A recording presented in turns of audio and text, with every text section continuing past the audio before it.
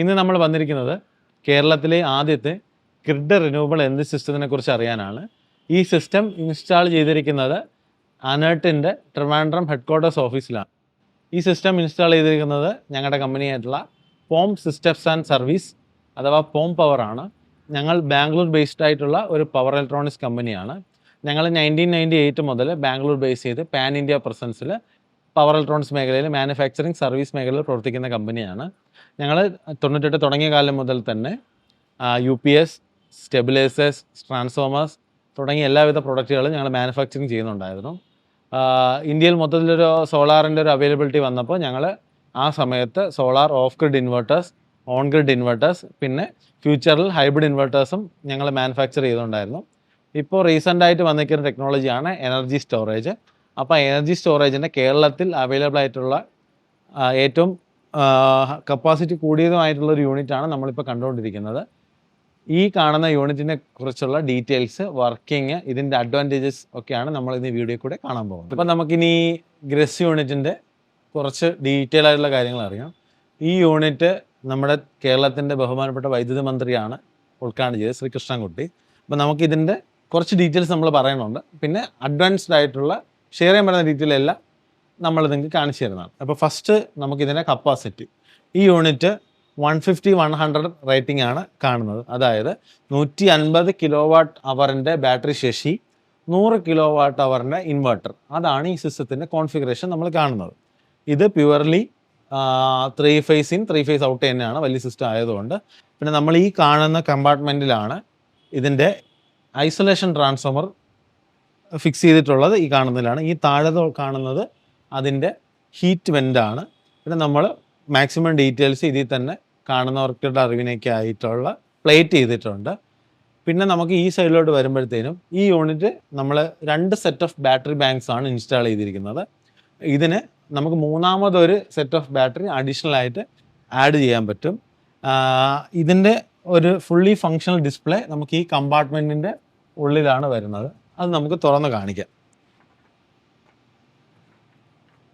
ഇപ്പോൾ നമ്മൾ ഈ കാണുന്നതാണ് ഈ ഗ്രസ് യൂണിറ്റിൻ്റെ ഡിസ്പ്ലേ എന്ന് പറയുന്നത്. ഇതിൽ നമുക്ക് ബേസിക് പാരാമീറ്റേഴ്സ്, അതുപോലെ ഓരോ പാരാമീറ്റേഴ്സിൽ നിന്നും നമുക്ക് കിട്ടുന്ന പവർ ഔട്ട്പുട്ട് എത്രയാണെന്നുള്ളത് ഡീറ്റെയിൽ ആയി തന്നെ യൂണിറ്റിൽ അറിയാൻ പറ്റും. ഇപ്പോൾ നമ്മൾ ഫസ്റ്റ് കാണുമ്പോൾ നമുക്ക് സോളാറിൻ്റെ പവർ എത്രയുണ്ട് എന്നതിൽ അറിയാൻ പറ്റും. ഇപ്പോൾ നമുക്ക് നിലവിൽ 6.1 ആണ് നമ്മൾ സോളാറിൽ നിന്ന് എടുക്കുന്നത്. അതേസമയം നമ്മൾ EB പവർ 46 kW യൂസ് ചെയ്യുന്നുണ്ട്. അതേസമയം ബാറ്ററി ഏകദേശം 100 ആയിട്ടുണ്ട്. കുറവുള്ളത് മാത്രമേ ചാർജ് ചെയ്യുന്നുള്ളൂ. ഇതിൽ പിന്നെ യൂസ് ചെയ്യുന്നത് കസ്റ്റമറുടെ ലോഡാണ്. അതൊരു 49 kW കസ്റ്റമർ യൂസ് ചെയ്യുന്നുണ്ട്. അപ്പോൾ ഇതിനകത്ത് തന്നെ നമുക്കിതിൻ്റെ വർക്കിംഗ് ഐഡിയ ഉണ്ട്. അത് നമുക്ക് കുറച്ച് ഡീറ്റെയിൽ ആയിട്ട് പറയാനുണ്ട്. അത് നമ്മൾ പറഞ്ഞു തരുന്നതാണ്. അപ്പോൾ ഈ ഒരു തരത്തിലുള്ള ഡിസ്പ്ലേ ആണ് നമുക്ക് ബേസിക് ആയിട്ട് ഇത് ഓൺ ചെയ്യുമ്പോൾ നമുക്ക് കിട്ടുന്നത്. ഇതിൽ തന്നെ നമുക്ക് ഏറ്റവും മിനിമലായിട്ട് ആ ഡീറ്റെയിൽ എല്ലാം അറിയാൻ പറ്റും. സോളാർ എന്തോരമുണ്ട്, ഇലക്ട്രിസിറ്റിന്ന് എന്ത് യൂസ് ചെയ്യുന്നു, ബാറ്ററി ഫുള്ളി ചാർജ് ആണോ അല്ലയോ, പിന്നെ ലോഡ് എന്തോരം യൂസ് ചെയ്യുന്നുള്ളത്. അതിനുശേഷം നമുക്ക് വന്നു കഴിഞ്ഞാൽ ഇവിടെ ബാറ്ററി ഇൻഡിക്കേറ്റേഴ്സ് ഉണ്ട്. നമുക്ക് മൊത്തം 2 ബാറ്ററി കമ്പാർട്ട്മെൻ്റ് ആണ് ഉള്ളത്. ബാറ്ററി 1, ബാറ്ററി 2, ബാറ്ററി 3 നമ്മൾ സ്കെയിലിങ്ങിന് വേണ്ടി റിസർവ്ഡ് ആണ്. അപ്പോൾ ഇതിനകത്ത് നമുക്ക് ഈ ബാറ്ററിയിൽ അലാറം, റൺ, ഇന്ന് 2 ഓപ്ഷനാണ് ഉള്ളത്. അപ്പോൾ ഈ ബാറ്ററിയിൽ ഓടുകയാണെന്നുണ്ടെങ്കിൽ ഇതിൻ്റെ കളർ മാറും. ഇപ്പോൾ ഇത് ബാറ്ററി ചാർജിങ് ആണ്. ഈ ഫസ്റ്റ് ബാങ്ക് ഫുള്ളി ചാർജ് ആയി എന്നുള്ളതിന് ഇൻഡിക്കേഷനാണ് ആ ഒരു ലൈറ്റ് ബ്ലിങ്ക് ചെയ്യുന്നത്. സെക്കൻഡ് ബാറ്ററി ആണ് ഇപ്പോൾ ചാർജ് ആവാനുള്ളത്, വളരെ കുറച്ച് ചാർജ് ചെയ്യാനുള്ളത്. അത് കഴിയുമ്പോഴത്തേനും അതും ബ്ലിങ്ക് ചെയ്ത് തുടങ്ങും. പിന്നെ ഫുള്ളി ചാർജ് എന്നുള്ള ഇൻഡിക്കേഷന് നമുക്ക് ഡിസ്പ്ലേയിൽ തന്നെ കാണാൻ പറ്റും. ഇനി നമുക്ക് ഈ മെഷീൻ്റെ ഓരോരോ ഭാഗങ്ങൾ കുറച്ച് ഡീറ്റെയിൽ ആയിട്ട് കാണാം.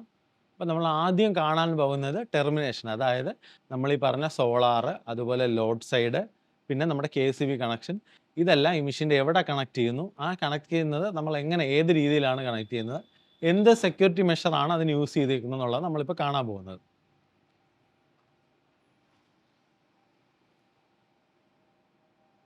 ഈ മെഷീൻ ബോട്ടം ടെർമിനേഷനാണ്. അതായത് ഇതിൻ്റെ എല്ലാവിധ ഇലക്ട്രിക്കൽ കണക്ഷൻസ്, സോളാർ ആയാലും ബാറ്ററി ആയാലും ലോഡായാലും എല്ലാം ഈ യൂണിറ്റിൻ്റെ താഴ്വശത്താണ് നമ്മൾ ചെയ്യുന്നത്. ഇപ്പം നിങ്ങൾ ഈ കണ്ടുകൊണ്ടിരിക്കുന്നത് നമ്മൾ നേരത്തെ പറഞ്ഞിട്ടുള്ള ഇതിൽ ബിൽറ്റിൻ ആയിട്ട് വരുന്ന സ്വിച്ച് ബ്രേക്കേഴ്സാണ്.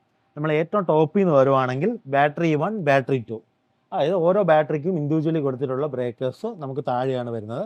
അതിന് തൊട്ട് താഴെയായിട്ട് PV1 PV2 എന്ന് മാർക്ക് ചെയ്തിരിക്കുന്നത് നമ്മുടെ സോളാറിൻ്റെ, ഞാൻ നേരത്തെ പറഞ്ഞ പോലെ 2 സ്ട്രിങ് വരുന്നത് കൊണ്ട് തന്നെ ആ 2 സ്ട്രിങ്ങിനും ഇൻഡിവിജ്വൽ ആയിട്ടുള്ള ഡെഡിക്കേറ്റഡ് സ്വിച്ചസ് ആണ് നമ്മൾ കൊടുത്തേക്കുന്നത്. അതാണ് ഈ PV1 PV2. അതിനുശേഷമുള്ളത് AC in AC out, അതായത് നമ്മുടെ റോ പവർ, അതായത് ഇവിടെ റോ പവർ KCB പവറാണ്. ആ പവറിൻ്റെ ഇൻ ആൻഡ് ഔട്ടിനുള്ള ബ്രേക്കേഴ്സാണ് ഈ കാണുന്നത്. പിന്നെ അതിന് തൊട്ട് മുകളിൽ കാണുന്നതെന്ന് പറഞ്ഞാൽ സെക്യൂരിറ്റിക്ക് വേണ്ടി യൂസ് ചെയ്ത സർജ് പ്രൊട്ടക്ടേഴ്സിൻ്റെ കൺട്രോളാണ്. ഈ കാണുന്നതാണ് സർജ് പ്രൊട്ടക്ടർ, ഇത് അതിൻ്റെ കൺട്രോളാണ്. പിന്നെ ഇതിൻ്റെ ബാറ്ററീസ് എല്ലാം തന്നെ എയർ കണ്ടീഷൻഡ് ആയതുകൊണ്ട് തന്നെ ഇതിൻ്റെ AC കൺട്രോൾ ചെയ്യാനായിട്ടുള്ള ഒരു ഡെഡിക്കേറ്റഡ് ബ്രേക്കർ ഇതിൽ തന്നെ വരുന്നുണ്ട്. പിന്നെ കാണുന്നത് നമ്മൾ ഈ കാണുന്ന EPO സ്വിച്ചാണ്.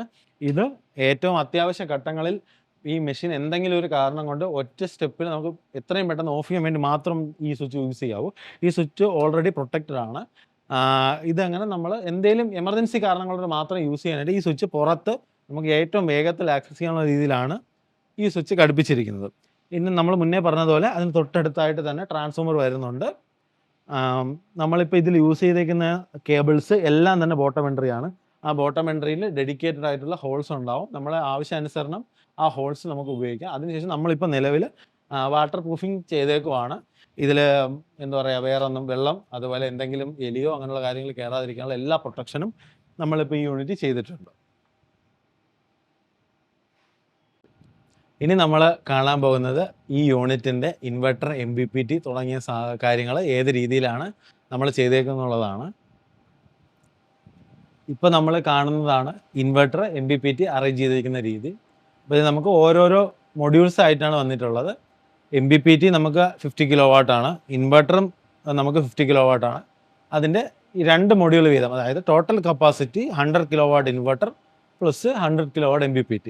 അപ്പോൾ നമുക്ക് അപ്പോൾ നമ്മൾ ഫസ്റ്റ് കാണുന്ന ഈ ഡിസ്പ്ലേ ഉള്ള 2 യൂണിറ്റ് MPPT ആണ്. അതിൻ്റെ ഇൻഡിവിജ്വൽ കപ്പാസിറ്റി 50 kW ആണ്. അപ്പോൾ അതിന് 2 യൂസ് ചെയ്തിട്ടുള്ളതുകൊണ്ട് ഇത് 100 kW. ഏറ്റവും അവസാനമായിട്ട് നമ്മൾ കാണുന്ന ഈ യൂണിറ്റ് ആണ് STS അഥവാ സ്റ്റാറ്റിക് ട്രാൻസ്ഫർ സ്വിച്ച്.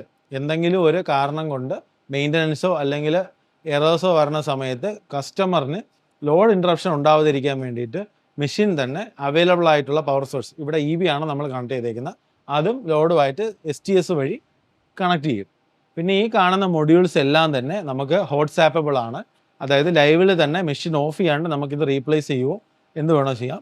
പിന്നെ ഇതിൻ്റെ അഡ്വാൻറ്റേജ് എന്ന് പറയുമ്പോൾ നമ്മുടെ ഈ കണ്ടെയ്നർ സ്റ്റോറേജിൻ്റെ എല്ലാ കപ്പാസിറ്റിക്കും ഈ സെയിം മൊഡ്യൂൾ സൈസാണ്. അപ്പോൾ നമുക്ക് സ്കെയിലിങ്ങിൽ ഇഷ്യൂസ് ഉണ്ടാകത്തില്ല. സെയിം മൊഡ്യൂൾ സൈസ് ആയതുകൊണ്ട് നമുക്ക് ഈ 50നെ 100 ആക്കണമെന്നുണ്ടെങ്കിലോ അല്ലെങ്കിൽ 100നെ 150 ആക്കണമെന്നുണ്ടെങ്കിലോ വേറെ മാറ്റങ്ങളൊന്നും വരുത്തേണ്ട ആവശ്യമില്ല. നമുക്ക് അവൈലബിൾ മൊഡ്യൂൾ എല്ലാം തന്നെ ഇതിൽ സ്യൂട്ടാവും.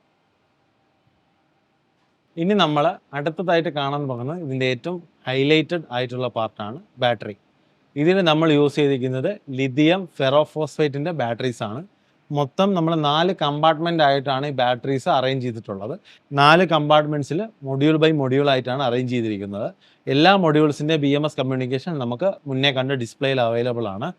എല്ലാ കമ്പാർട്ട്മെൻറ്റ്സും സീരിയൽഡ് ആണ്. ഒരു ബാറ്ററിക്ക് ഡിസൈഡ് ആയിട്ടുള്ള സ്പേസ് ഉണ്ട്, നമുക്ക് ഇൻ്റർചേഞ്ച് ചെയ്ത് ഉപയോഗിക്കാൻ പറ്റത്തില്ല. എല്ലാ ബാറ്ററിയിലും കമ്പാർട്ട്മെൻറ്റിലും സീരിയലിംഗ് ഉണ്ട്.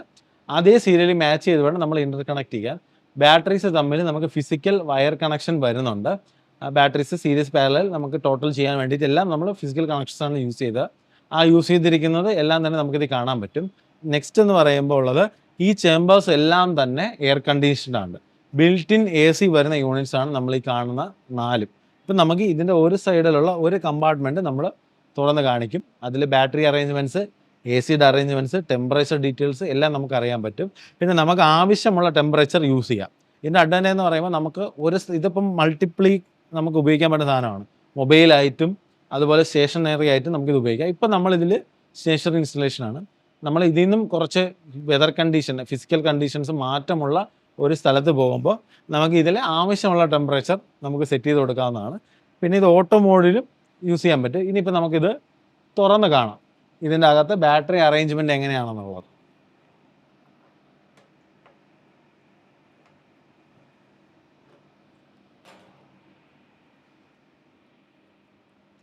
ഇപ്പോൾ നിങ്ങൾ കാണുന്ന ഈ രീതിയിലാണ് ഇതിൻ്റെ ബാറ്ററി അറേഞ്ച്മെൻറ്റ്സ് ചെയ്തിട്ടുള്ളത്.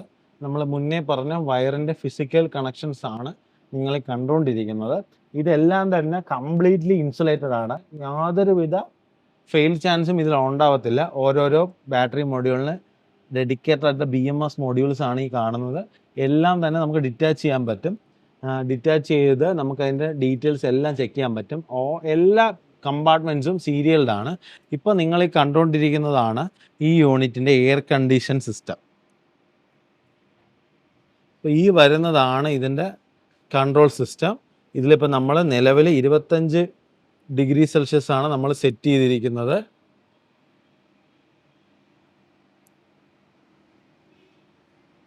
നമുക്ക് ഈ മെഷീൻ്റെ മെയിൻ ഒരു അഡ്വാൻറ്റേജ് ആണ് അടുത്തായിട്ട് നമ്മൾ കാണിക്കാൻ പോകുന്നത്.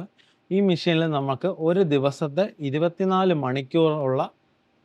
മണിക്കൂറായിട്ട് ഡിഫർ ചെയ്തിട്ടുണ്ട് ഇതിൽ. അതായത് ഓരോ മണിക്കൂറിലും നമ്മൾ എന്ത് ഓപ്പറേഷനാണ് ചെയ്യേണ്ടത് എന്ന് മെഷീനിൽ നമുക്ക് പ്രീസെറ്റ് ചെയ്യാം. നമുക്ക് 2 ഓപ്ഷൻസാണ് വരിക, ചാർജ്, ഡിസ്ചാർജ്.